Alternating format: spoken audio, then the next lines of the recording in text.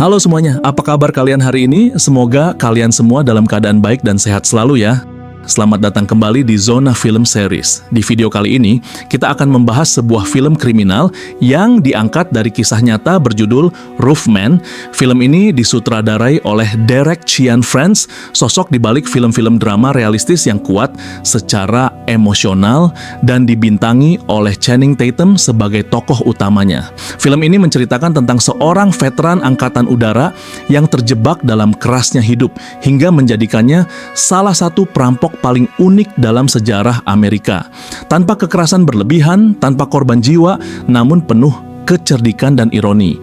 Bagaimana seorang ayah yang gagal memenuhi kebutuhan keluarganya justru berubah menjadi buronan nasional dengan julukan Roofman. Penasaran bagaimana kisah lengkapnya? Mari kita mulai ceritanya.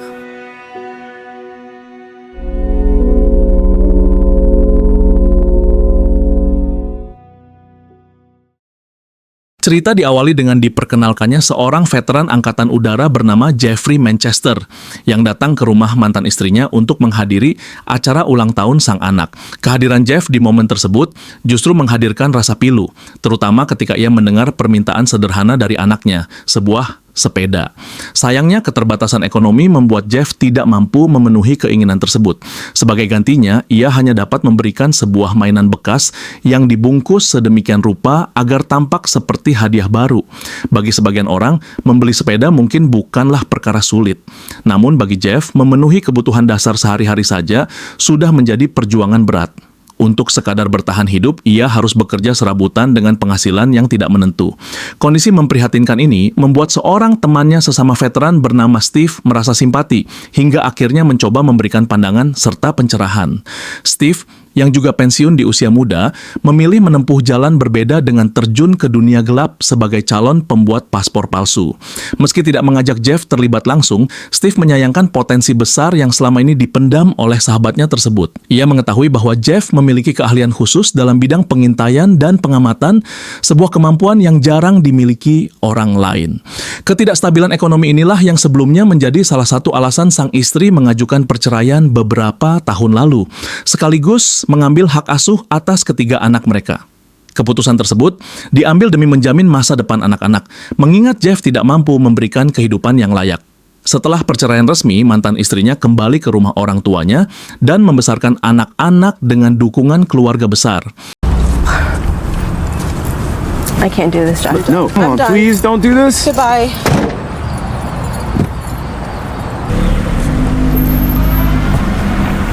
Suatu hari setelah menghabiskan waktu bersama anaknya, Jeff melihat seorang pekerja bangunan sedang menaiki atap sebuah restoran McDonald's untuk melakukan perbaikan.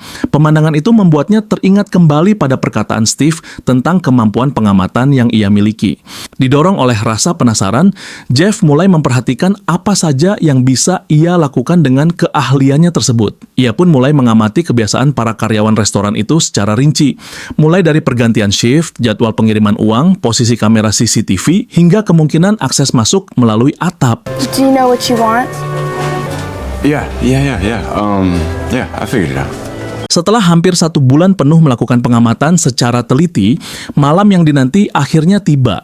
Jeff memutuskan untuk menjalankan aksi perampokan pertamanya sesuai dengan rencana yang telah ia susun matang.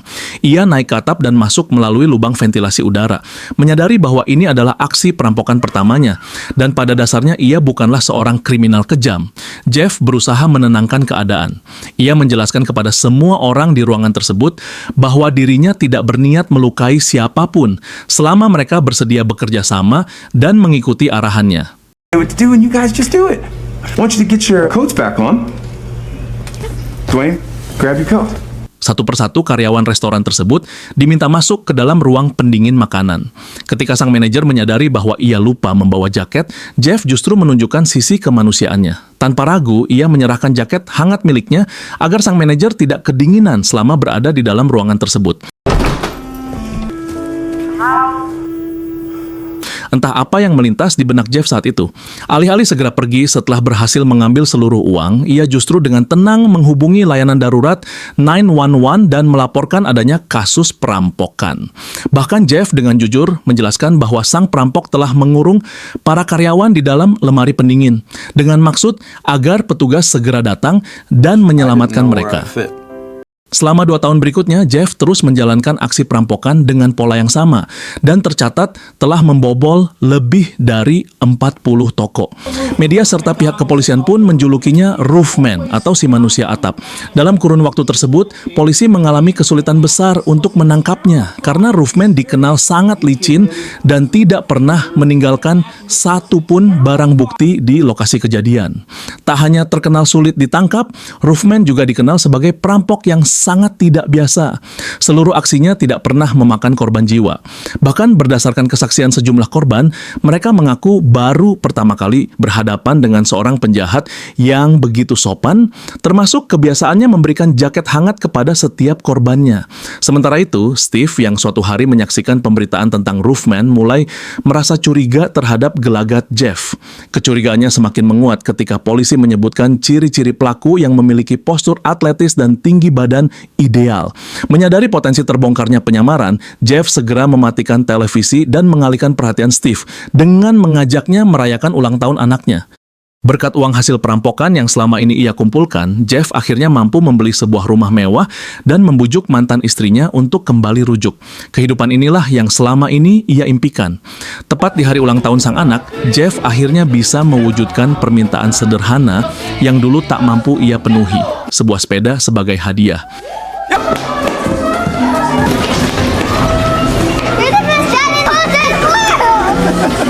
Namun kebahagiaan itu tidak berlangsung lama. Aparat kepolisian akhirnya berhasil mengidentifikasi sosok Roofman yang ternyata adalah Jeff sendiri. We're looking for Jeffrey Manchester. Yeah, I got it right in here. 1 second. Pedro ya llegó su yerno, no me escondan a sus hijas. No hay amor que no sea amigo.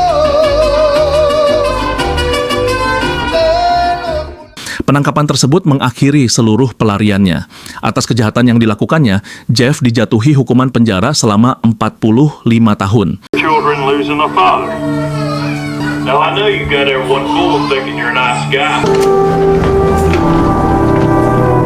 Setelah beberapa bulan menjalani masa tahanan dengan berkelakuan baik, pihak lapas mempercayakan Jeff untuk bekerja di bagian pengelolaan aset ringan milik penjara. Suatu hari ketika seorang sopir meminta bantuan untuk memeriksa kebocoran oli pada kendaraan, Jeff justru mendapatkan ide untuk melancarkan aksi pelarian.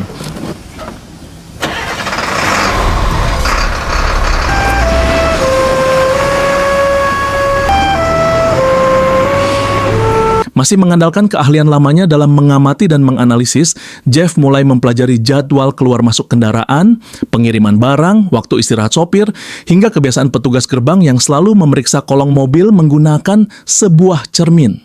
Ia bahkan menyiapkan sebuah pelat besi lebar yang dirancang khusus sebagai alas tempat dirinya bersembunyi di bawah kendaraan.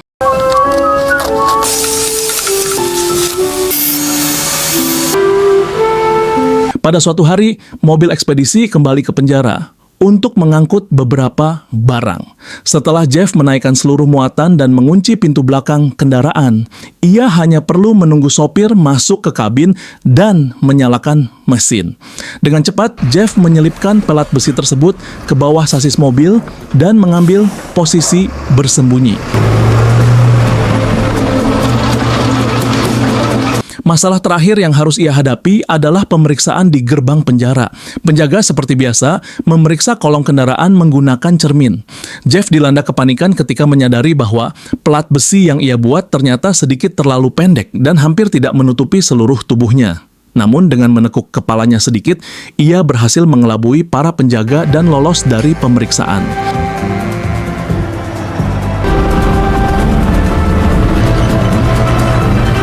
Setelah menempuh perjalanan selama beberapa jam di dalam mobil yang ditumpanginya, kendaraan tersebut tiba-tiba berhenti karena sang sopir tidak dapat menahan keinginan untuk buang air. Menyadari bahwa ini adalah kesempatan yang sangat tepat, Jeff diam-diam keluar dari kolong mobil dan segera melarikan diri dari lokasi tersebut tanpa disadari siapapun.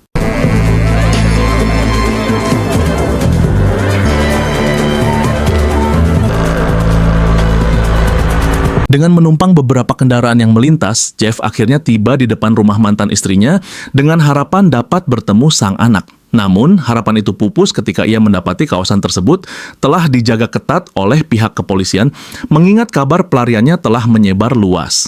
Dalam kondisi tersebut, Jeff tidak dapat berbuat apa-apa selain mengurungkan niatnya.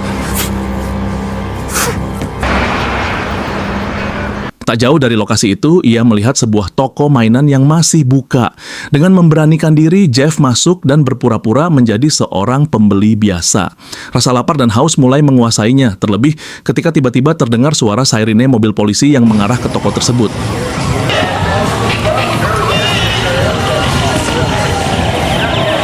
Dilanda kepanikan, Jeff segera mencari tempat persembunyian dan memutuskan bersembunyi di atap toilet.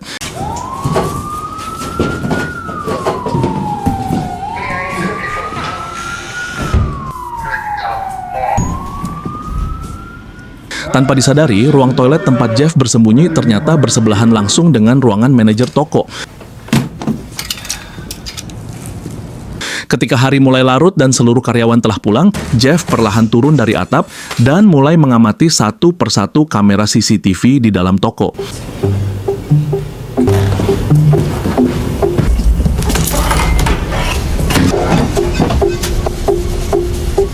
Dengan menggunakan penjepit, ia mencuri beberapa makanan untuk mengganjal perutnya. Karena toko tersebut merupakan toko mainan, tidak banyak pilihan makanan yang tersedia selain aneka permen. Saat sedang mengemil, Jeff iseng menyalakan televisi dan dibuat terkejut ketika seluruh saluran berita menyiarkan kabar tentang dirinya yang baru saja melarikan diri dari penjara. What? Police are asking if you see someone who looks like Manchester, please call authorities and do not confront him. Pada malam berikutnya, Jeff kembali turun dari persembunyiannya dan secara tidak sengaja menemukan sebuah buku panduan sistem CCTV. Setelah mempelajarinya dengan saksama, ia berhasil menonaktifkan sistem pengawasan tersebut secara permanen. Sejak saat itu, Jeff dapat bergerak bebas di dalam toko tanpa takut keberadaannya diketahui. Ketika berada di depan etalase sepeda, Jeff menemukan sebuah ruang kosong kecil di bagian belakang etalase tersebut. Ia pun memutuskan untuk menjadikan area itu sebagai tempat tinggal sementaranya. Memasuki hari ketiga persembunyiannya di toko mainan, pemberitaan mengenai pelarian Jeff masih menjadi tajuk utama di berbagai stasiun televisi. Demi menjaga kewarasan pikirannya, Jeff mengumpulkan berbagai mainan seperti balon, boneka, dan benda-benda lainnya sekedar untuk menghibur diri dan mengusir kesepian. Pada suatu kesempatan, Jeff kembali mencuri perangkat CCTV mini beserta monitornya. Dari situlah ia mendapat ide untuk memasang beberapa kamera tambahan di berbagai titik buta di dalam toko, termasuk satu kamera yang ia pasang di ruangan manajer. Okay. I just wanted to talk. Suatu hari saat sedang memantau layar pengawasan, Jeff menyaksikan percakapan antara pemilik toko dan salah satu karyawannya bernama Leigh. Leigh menyampaikan keluhannya mengenai jadwal kerja yang tidak memberinya waktu libur sama sekali. Namun, sang pemilik toko dengan tegas memotong pembicaraan tersebut dan menyatakan bahwa aturan tetaplah aturan, serta Leigh tidak memiliki pilihan selain mematuhinya. Good to see you. What a dick. Thanks, man. Okay. Unbelievable. Yeah, you're an unbelievable dick. 2 minggu berlalu, media dan pihak kepolisian perlahan mulai melupakan Jeff karena tidak menemukan petunjuk baru mengenai keberadaannya. Situasi ini membuat Jeff merasa memiliki kesempatan untuk kembali menghirup udara bebas, meski hanya sesaat. Ia kemudian memodifikasi pintu darurat toko agar dapat keluar masuk dengan leluasa, lalu mencuri sebuah sepeda untuk sekedar berkeliling dan menikmati kebebasan singkat yang telah lama ia rindukan. Setibanya di sebuah wartel, orang pertama yang dihubungi Jeff tidak lain adalah Steve. Namun panggilan tersebut justru dijawab oleh pacar Steve. Kepadanya, Jeff hanya menitipkan pesan bahwa ia akan segera datang berkunjung dalam waktu dekat karena ingin mengetahui kabar keluarganya. Diliputi rasa rindu, Jeff kemudian menelepon mantan istrinya sekadar untuk mendengar suara sang anak. Akan tetapi, panggilan itu langsung diputus oleh sang mantan yang dengan tegas mengatakan bahwa mereka telah melupakan Jeff untuk selamanya.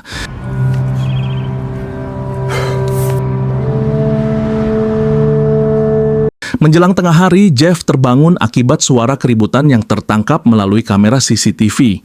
Ia melihat sang pemilik toko tengah menolak memberikan sumbangan untuk anak-anak panti asuhan. Di luar pekerjaannya sebagai karyawan, Laik diketahui dipercaya oleh pendeta dan kepala panti untuk memimpin kegiatan penggalangan dana. Meskipun terdapat banyak mainan bekas di gudang toko, sang bos yang dikenal kikir tetap menolak menyumbangkannya. Oh, Mitch, be a good guy. Okay. Merasa geram melihat sikap arogan tersebut, Jeff kemudian pergi ke gudang dan mengambil satu karung penuh mainan untuk disumbangkan secara diam-diam. Setibanya di gereja, ia mendapati beberapa donatur lain telah berkumpul, termasuk Laik yang sedang memimpin doa bersama. Karena pemberitaan mengenai dirinya telah menghilang dari layar televisi, Jeff merasa cukup aman dan bebas berinteraksi dengan siapapun. Setelah acara makan bersama selesai, Jeff diperkenalkan oleh panitia kepada Laik serta para pengurus penggalangan dana lainnya. Dalam perkenalan tersebut, Jeff mengaku sebagai seorang mata-mata pemerintah yang baru beberapa minggu dipindahkan ke wilayah tersebut.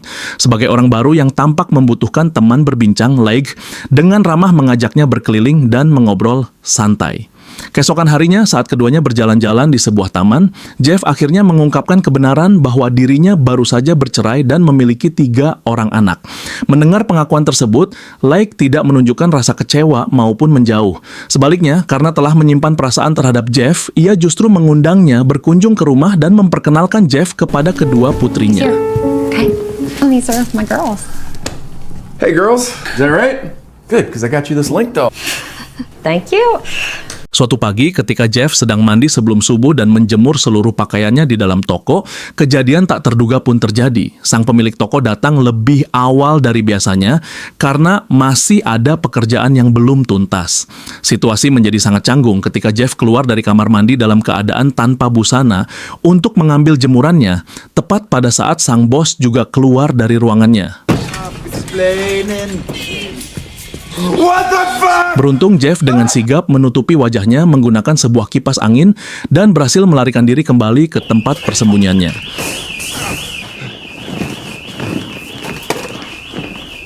Namun insiden tersebut membuat kasus pelariannya kembali mencuat ke permukaan. Aparat kepolisian pun segera menutup toko mainan tersebut untuk melakukan penyisiran menyeluruh. Menyadari bahwa keadaannya semakin tidak menguntungkan, Jeff akhirnya menghubungi Steve dan meminta bantuannya untuk dibuatkan paspor palsu. Namun Steve menetapkan syarat bahwa Jeff harus menyiapkan uang tunai sebesar $50.000 untuk proses tersebut. Dalam perjalanan pulang, Jeff yang kebingungan memikirkan cara mendapatkan uang sebanyak itu secara tak sengaja melihat sebuah toko senjata yang terletak cukup jauh dari keramaian. Merasa tidak memiliki pilihan lain, Jeff terpaksa kembali menempuh jalan lamanya sebagai roofman.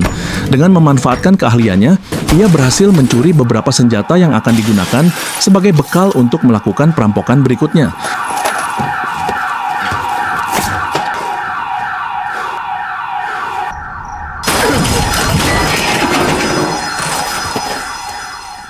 Jeff kemudian merencanakan aksi terakhirnya, yakni merampok toko mainan tempat ia selama ini bersembunyi. Berbekal pengetahuannya mengenai jadwal kerja dan kebiasaan seluruh karyawan, Jeff menilai bahwa aksi tersebut tidak akan sulit dilakukan. Terlebih jika dijalankan pada pagi hari saat aktivitas toko belum sepenuhnya ramai.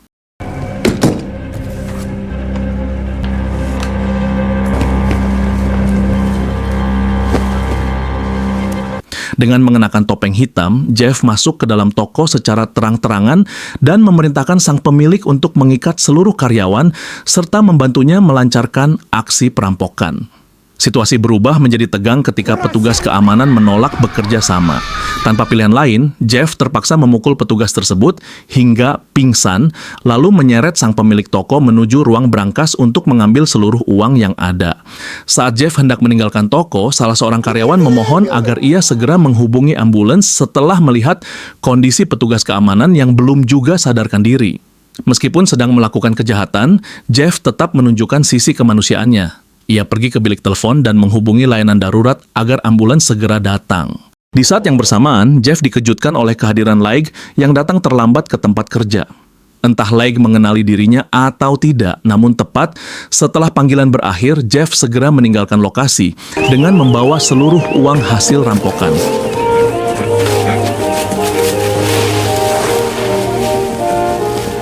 Singkat cerita, malam pun tiba. Jeff kembali menemui Steve dan menyerahkan sejumlah uang yang sebelumnya diminta sebagai syarat pembuatan identitas palsu. Setelah seluruh dokumen selesai, termasuk penyamaran barunya, Jeff berpamitan kepada Steve dan pacarnya. Ia juga menitipkan salam untuk mantan istrinya serta ketiga anaknya sebelum bersiap meninggalkan kota. You're starting over.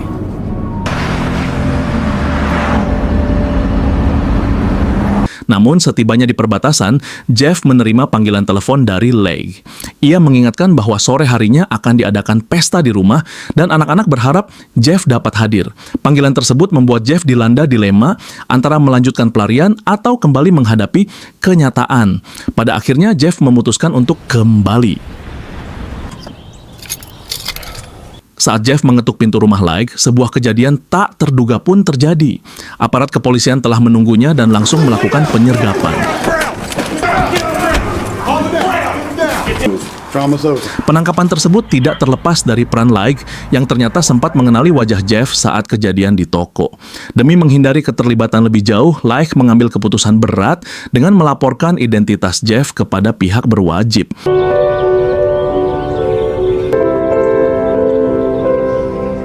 Beberapa bulan setelah penyergapan di rumah Leish, Jeff kembali mendekam di balik jeruji besi dengan tambahan masa hukuman yang jauh lebih berat. Setelah melalui seluruh rangkaian pelarian dan kejahatan yang ia lakukan, Jeff akhirnya menyadari bahwa melarikan diri dari masalah bukanlah jalan keluar yang benar. Semua tindakannya tidak membawa solusi, justru memperburuk keadaan dan menghancurkan harapan yang tersisa. Dengan kesadaran tersebut, kisah Jeff pun berakhir, dan itulah kisah lengkap dari film Roof Man. Sebuah cerita tentang pilihan hidup, penyesalan, dan kenyataan pahit bahwa lari dari masalah tidak pernah benar-benar menyelesaikan apapun. Jeff Manchester mungkin dikenal sebagai perampok cerdas yang sulit ditangkap. Namun, di balik semua aksinya, ia hanyalah seorang ayah yang ingin memberi kebahagiaan untuk anak-anaknya, meski harus menempuh jalan yang salah. Jika kalian menikmati ringkasan film seperti ini, jangan lupa like, subscribe, dan bagikan video ini agar channel ini terus berkembang. Terima kasih sudah menonton, dan tetap jaga kesehatan kalian. Sampai jumpa di video berikutnya bersama Zona Film Series. Bye-bye.